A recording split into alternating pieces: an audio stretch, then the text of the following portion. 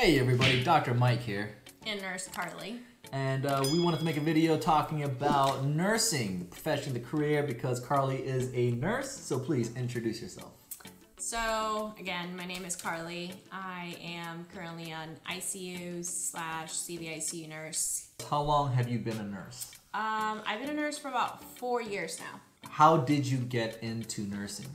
When I was in, I want to say a senior in high school, my dad had a heart attack, and I just remember going to see him at the hospital after, getting treated for it, and I got kicked out of the room by the nurse because I was making things worse. I was just so emotional, and I was just creating more stress for my dad, and the nurse told me, you are making things worse for your dad, you need to leave the room, and I got kicked out. And then I didn't think anything of it. And then my dad asked me what I wanted to do as a career, what I wanted to go to school for after high school. And I had no idea, no direction of what I wanted to do. And he asked me, are you scared of blood? And I said, no. And he said, why don't you become a nurse? You'll always have a job and you'll get to do really cool things like in the movies. And save lives. Sure. And that's how I decided to do nursing, and So you had no experience in medicine before? No this. One in my family is medical. I'm the first medical person in my family. Never been hospitalized, never. So after he told you this, did you look into it at all and read about it, or did you kind of just say, okay, and apply to nursing school? Yeah. That's pretty much what happened? Okay. I didn't really look into it. I think back in the day, what was the show? NY Med was cool, and I would watch it, and they would show all the trauma that would come in, and that really, it got me excited. And that's all that I knew about medicine. And then I decided to go to nursing school, and I realized that it's not like that. And then, so then during nursing school, you developed the passion and love for nursing? I don't like school, and I noticed that I would come home and tell my mom all the new things that I would learn, and then I actually cried because like my first exam I cried because I thought I had failed, and I don't ever care about school.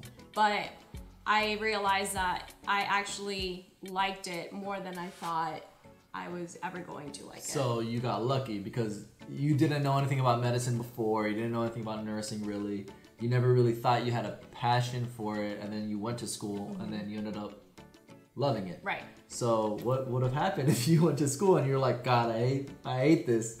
You know what I mean? Then I would have dropped out. I guess you would have dropped out. How difficult was nursing school? Was it difficult? Yeah. It was really hard. It's probably the hardest thing I've done yet. It just drains you mentally. I did an accelerated program, so I got my BSN in 2 years.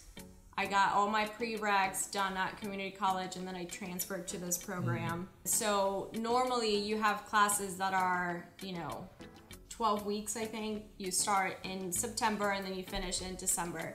My classes were 8-week sessions. So what you would cover in 12 weeks, I would cover in 8. So basically every week was an exam, and then on top of that you had clinicals, and it was just intense. But you got through it, and for someone who hates school, and were you a good student in high school? Did you get good grades? Were you a good student? I mean, I made honor roll every semester. I wasn't great, but... Were you a C student, B student, C A for student? Carly. You were a C student through high school? A's, B's, C's. No, just a kind of a variety of grades. Yep. Okay, so you weren't like a 4.0 nerd? No. And No. Okay, so no, not at all. How was the NCLEX? That is the nursing licensing exam you take, I guess, how long after you graduate? Can you take it immediately, or do you have to wait a certain you have period? to wait a little bit, just because you have to submit all your paperwork to the Board of Nursing for your state, where they go over your transcript, and they just want to make sure that you did indeed graduate. And then they give you like green light, all right, cool, we confirm that you have graduated, you can sit for your boards. And then you just schedule the exam for whenever you want. Gotcha. And how was it? Painful. Did you take it once, twice? I took it once, and I walked out in tears. I thought I had failed. My mom... You could tell she cries a lot. You calling me out? Yeah. I'm just making up for your lack of emotion and tears. Okay, that's true. So, I would, like, one tip I would give anyone taking the NCLEX is make sure someone gives you a ride and picks you up, because you will be an emotional mess. So my mom dropped me off. I took the exam. I think you have like 3 hours to complete it. I don't know how long it took me. And then my mom went and picked me up. I was bawling my eyes out. And then when I got home... Because you thought you failed? Because I thought I had failed, yeah. Gotcha. And then you do like the trick to see if you... Because you don't find out if you passed right away. You have to wait at least 24 hours till it gets posted on the Board of Nursing website, or you can wait until you get your results, which is, I think, a 2-week period. So the trick is you try to register to take the exam. So you have to type in all your information on whatever the website's called. I don't remember what it's called. But you type in all your information. You actually have to type in your credit card. And then if it doesn't let you register, then that means you passed. But if it lets you schedule another date, then you're screwed and you didn't pass. But that was when you did it. It may have changed, right? Correct. Okay. But I mean, from all the nursing forums, like sure, from back in the day, it's been the same. So once you found out you passed. So I still didn't believe that I passed. But it kind of helped me calm. So the next morning I woke up, I set an alarm at 8:30. The next morning? The next morning. Of what? After the NCLEX. That you get your results that quick? I got on the Maryland Board of Nursing and I looked up my name and it said register and I had a license number. Wow, that was so fast. Yeah. Oh, just a day later? Yeah. Wow. Oh my gosh. Completely different than what? Doctors. Yeah. Yeah. And yeah, that was it. Wow. Okay, so how happy were you when you saw that? Oh, over the What'd you do? How did you celebrate? I cried.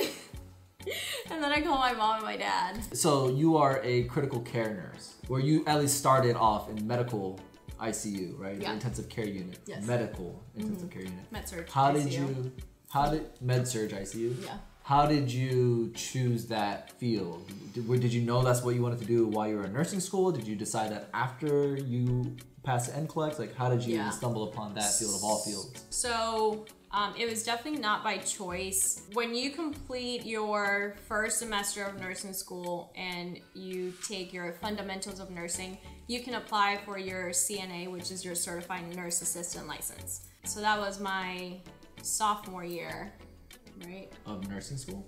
So like, right.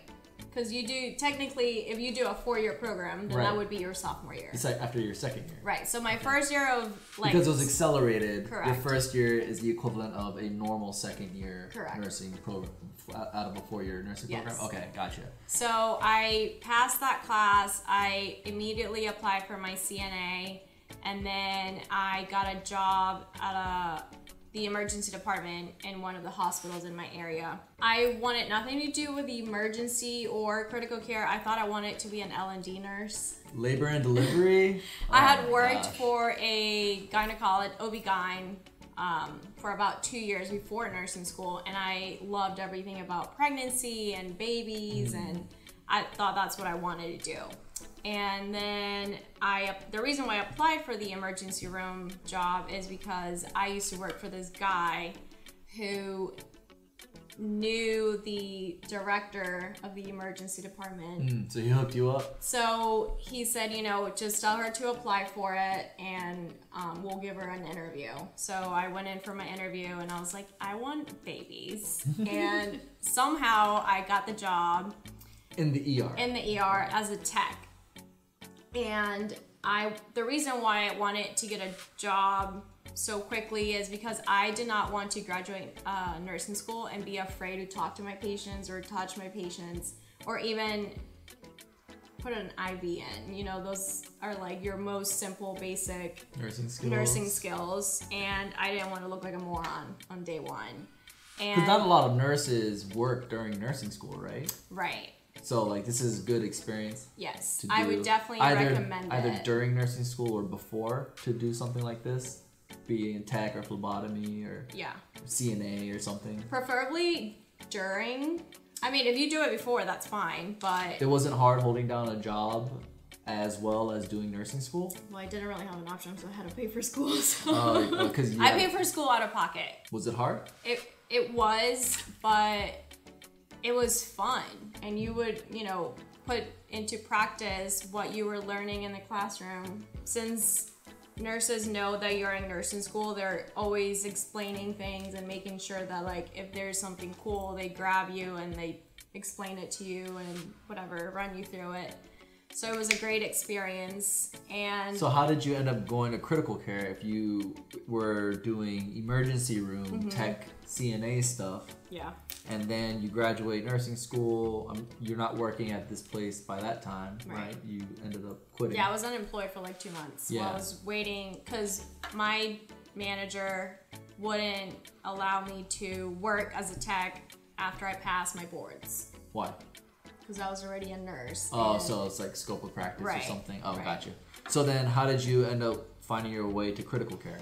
So in the ER, I used to work with this girl who I looked up to, and she said, you know, in order to be a good emergency department nurse, I think you should start in the ICU because you'll learn more in depth of how to manage your patient and like disease the really process, sick and like complex. pathophys, right?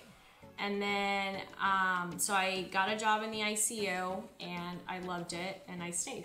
And so you started off in the critical care, surgical critical care unit. How big was that unit? How many beds? I think we had 28 beds. I should know this because that's where we met, in that ICU.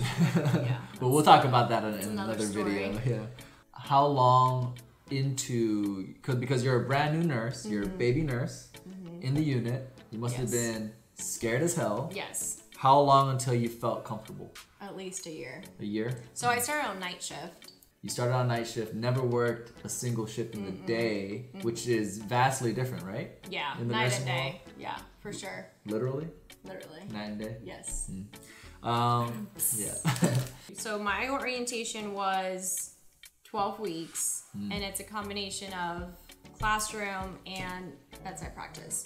So the first, I think, like 3 weeks, you go into the classroom and they give you a breakdown of what kind of patients you're going to see. You go over each system and how you would apply this to the patients that you're going to get. And then you are assigned a preceptor and you do your shifts. And then I think you do 2 shifts at the bedside and then 1 or 2 days in classroom where you continue to learn.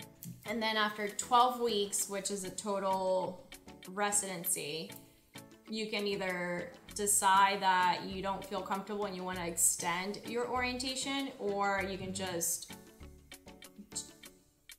sink or float. Just like be on your own? Just dive in, yeah, and be on your own. And then you did the night shift for a while, and then we moved to Pensacola, Florida, so I could go to flight school. And while we were there, she got a job, but as a day shift nurse. So which one overall do you like better at this moment in time? Day shift, I guess. Why? I just feel like I learn a little more since you get to discuss disease process and actually talk to the physicians that are consulting on the patient, so they explain to you the why of things. Why we are treating this way and what this does. Gotcha. Which I didn't get when I initially started working on nights. So you started off as a critical care nurse, regular medical critical care, and then we went to Pensacola where you went from night shift to day shift, and then we came here to Virginia Beach where you are now a cardiosurgical ICU nurse. How did you get into cardiosurgical? Like what compelled you to even taste that field? So In Pensacola, the unit was kind of like the one here, where your open hearts, where your CVICU was combined with your regular ICU. So my preceptor was in Pensacola was actually a CVICU nurse. And CVICU trained, is that like a different certification to get or something? you can get a cardiosurgical certification. But you don't have to if you want to be a CVICU nurse? Yeah, you don't have to. Just like you can get your CCRN, but you don't need it to work in the ICU? Correct. Oh, gotcha. Okay. And so I got to recover some hearts with her, and I just loved it. And one of the PAs actually took me into the OR to watch a open heart surgery, and I just knew that's what I wanted to do. So I've always liked the heart. I thought it was cool. I like how it's very straightforward. You can, Yeah. And then, so when we got here, it was your mission to stay in the cardiosurgical ICU world. So I knew I wanted to eventually go into open heart surgery, and then when I started looking at jobs here in the area, they actually had an opening for a CVICU, and I applied for it, and I got it, and here we are. Gotcha. And how do you like it so far? I love it. You love it? You want to stick with this field for a while? Yes. Okay. Are there any other fields or specialties that are piquing your interest, or you think you would want to, dabble in here and there in the future, or you just focus on the CSICU world? Yeah. Gotcha. What's your favorite thing about being a cardiosurgical ICU nurse? The autonomy that you have. So we have a protocol, and basically it gives you free range to do whatever you want, obviously within the protocol. So you don't have to constantly run things by the provider. You don't have to constantly call someone and be like, hey, my blood pressure is low, what do you want to do? Part of the protocol is these are all the meds that are available for you to use if this happens. So I can just use my critical judgment and decide, I'm going to give you fluids, or based on your numbers, or I'm going to give you something else and start a pressor, or start an inotrope, or a vasodilator. Gotcha. So. And then during her career here, she ended up heading out to New York City to help with the coronavirus pandemic when it was at its peak over there, and so she has, good stories and experiences to tell with her time there, which we'll make a separate video about that. So, what is your ultimate career goal then? Ideally, I would want to be a nurse educator for an ICU or a cardiosurgical ICU. Gotcha. Which brings me to my next point. You are currently in your master's program for a master's in nursing education. Yes. You are 2 months deep into that? Yeah. How's it going? It's going. A lot of work? Yeah. A lot of writing. She's doing homework every single day. I hate writing. I would rather take a test every single day. Yeah. I mean, I'm a horrible test taker, but a lot of papers, a lot of evidence base that she has to provide resources, which is great in my opinion. I mean, sure. Yeah. You just hate writing. I hate writing and the whole, extend it and elaborate. I'm like, no, these are the facts and this is it. I don't need to write 4 paragraphs for something that could be said in 2 sentences. Yeah. So that's why I don't like while writing. she's on her little workstation over there knocking out, a paper, I'm on my workstation studying war tactics since I'm in the Navy. I need to study my war, like going to war college. No, you don't. Yeah, it's called Call of Duty with the boys. You're not cool. So, what do you hate most about your job? The administrative part of it. Meaning what? Meaning all the bull BS charting and the extra unnecessary things that you have to do for like JACO or DMV that are not related at all to patient care.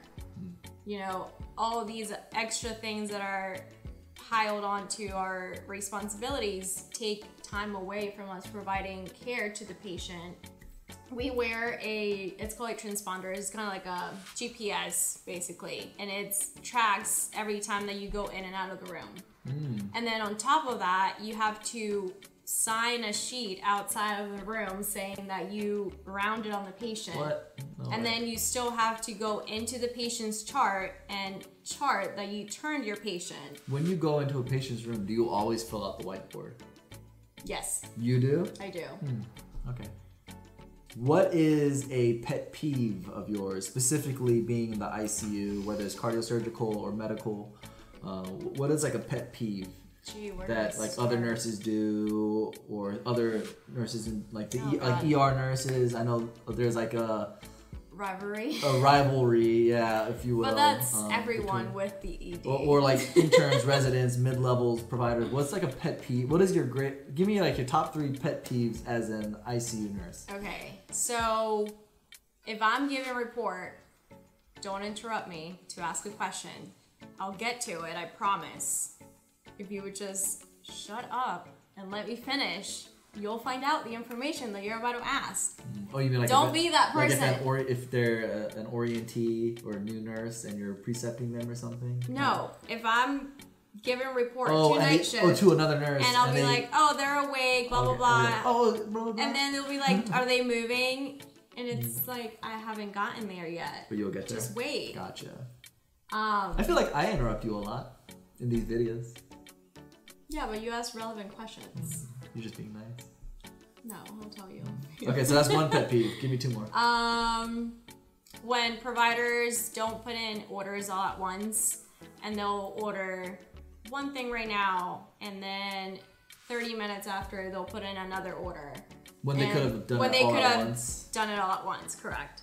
And then a third. Especially if I'm in a contact room or a COVID room. Oh, where you have to and like it's- constantly change And I have it. to, either go in and get labs, and Yeah. then I come out and it's like, oh, it's a new medication that I have to get. Would have been nice to know before I came out of the Yeah. room. Or, And then a third pet peeve. the BS extra work that administration gives you.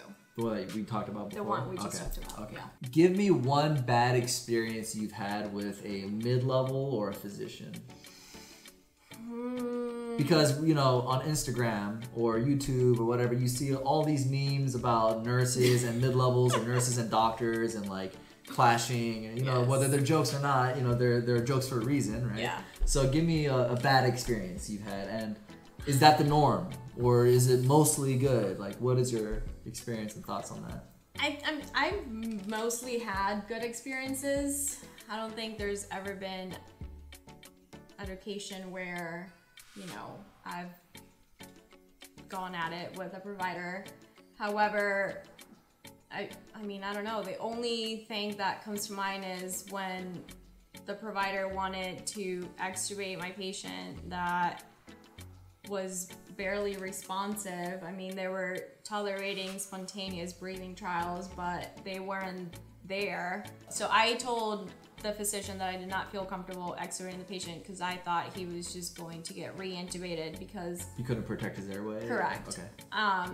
And he just kept pushing it, and then respiratory, me and the family didn't think it was a good idea. However, the provider was pushing for it, and I straight up told him, I'm not extubating him. You can go ahead and do it if you want to. Did and he? No. Oh, okay. He went in to talk to the family, and the family told him that they were not comfortable. Gotcha. Because he basically told the family, we can extubate him, and if we need to, we can re-intubate him. And it's like, or you can just not extubate him, give him an extra day to wake up a little more, and then... Which brings me to my next question. What can, especially residents and interns, but just in general, mid-levels or physicians, but again, especially baby docs and stuff, what can they do, or what should they do to get along with nurses better? To kind of facilitate that peaceful interaction, team-based, like, you know what I mean? I That all don't... these memes to talk about and joke about. Just don't be a jerk. Just be humble. You're a baby doctor. We get it. You went through all those years of schooling. However, if I have been a nurse for 30 years, I'm probably 50 years. Okay, for like 20, 30 years. If I've been even 20, yeah, I think maybe like even 5 years.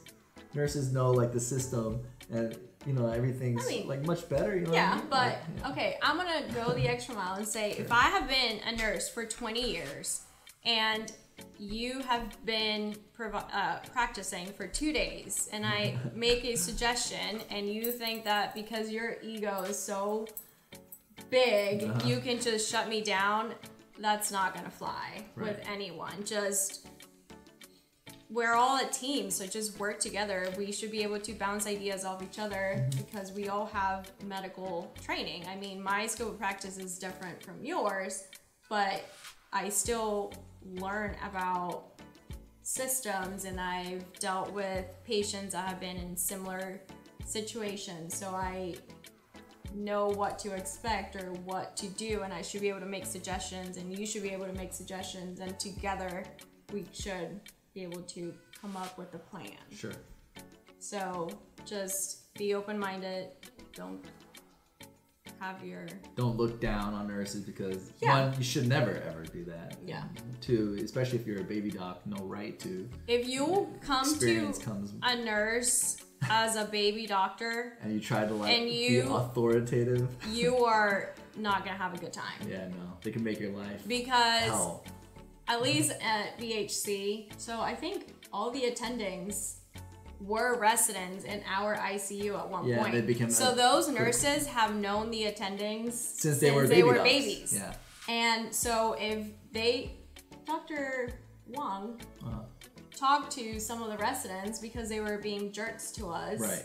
And so don't be a jerk, because we can go to the attendings and the attending will remember, we're all in this together. It's a team effort. No one should be looking down on anybody. Nurses shouldn't be looking down on baby docs, and baby docs shouldn't be looking down on nurses. Baby docs need to take nurses' advice wholeheartedly. I remember when I was an intern and I was going through the critical care unit. You know, I was definitely nervous because I've never been in that kind of setting before. And even if the nurse has been there only for a year, they've been there for a year. They know. They're more comfortable and familiar being around vents and critically ill people. So, like, just because I'm a doctor, I go to the nurses. I say, hey, how can I help? What do you think we should do for this patient? Ask questions, and they know their shit. So, do you have any advice for any aspiring nurses out there, whether people who want to go to nursing school or thinking about becoming a nurse? Any advice? Don't let people tell you that you have to start in a med-surg floor. You do not. Med-surg floor. Yeah. Oh, because they might be scared. Like, I don't want to start off in critical care because it's too much, too fast. Yeah. Oh, okay. There's definitely like two sides of nurses. One side will tell you have to start from the bottom up. Start in the med-surg floor and then go into the specialty that you want to work on. And you didn't do that. I didn't. If you know that you want what you want to do, just go for it. There's residency programs for every single specialty or unit in a hospital, and just apply for it. And most managers prefer hiring new grads just because they can train you and shape you into the way that their unit works. So, which might be a downfall if you come from a different specialty because you're so ingrained in that way of doing things. And now you have your system in place for how you do things. And now you're going to a different specialty, which if they require you to do it completely different, it might be hard to learn unlearn those habits. Yeah, absolutely. So that's a good point. Definitely just go for it. Whether you start on the floor or in the OR or in the ICU, it's going to be a challenge. So just go for what you want. It's not going to be easy for the first 6 months. You're going to feel like you're doing everything wrong. You're going to go home and you're going to remember and, think, oh, did I chart this? Or, oh, I could have done this instead of this. You're going to overthink it for the first year of your nursing experience, but everyone goes through that. So choose a specialty and stick to it. And have fun. Oh yeah, have fun. Because you're doing a good thing. It's a calling. You save lives. You help out mid-levels and doctors. There's I could never do what a nurse does, ever. Like, I don't even know how to operate the IV pumps. There'll be times that I come home and I told Michael a story and he just goes, I could never do that. I mean, like, just the things that they have to do and put up with, it's just, you know, it's incredible. I admire all of you guys for what you do. And one day I will learn how to turn off the alarms on the IV pumps. But until then, I'm going to ask you for your assistance in that realm. Especially when I'm trying to talk to the patient and it's going off and I'm trying to hit these buttons, but I don't want to like screw it up. It's hard to push the button that says silence. Yeah, but then it will beep again. It will beep again. I don't know if the tubes are kinked somewhere. I don't know. Okay. Well, this has been a helpful and enlightening conversation, Nurse Carly. Carly Leon, BSN, RN, CCRN, CSICU, RN, that's not a thing. BCDFN. Question. If you are a certified nurse, do you include all your certifications after your name or do you just leave it at RN? It's funny sometimes when you just like, especially when you read like an article or something and it says their name and then the next 5 lines is all the certifications before you get to the actual article or something. Yeah. So which one are you? Yeah, do you guys do that? Do you keep it short or do you keep it long? Yeah. Well, thank you guys for watching. Hope this was helpful for all you future nurses out there. Thank you again for everything you guys do. And yeah, we love you. Or we... You love me. I love you guys. Yeah. Okay. Peace out. Bye.